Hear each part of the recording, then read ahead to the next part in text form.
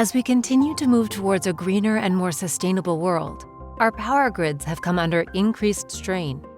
Power quality has become a top priority for electric utilities, industries, and the power generation sector.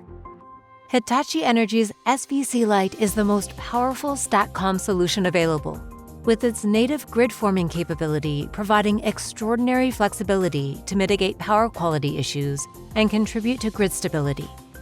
Two key components, the voltage source converter and the control system, work together to identify and react to dynamic events and assist in system recovery.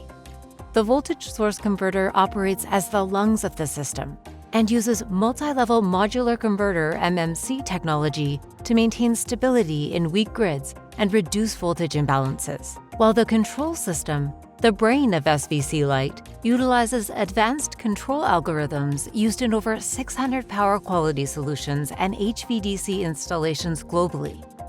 SVC Light technology offers grid operators a tested system that contributes to short-circuit current injection, reduces system imbalance, and increases grid strength.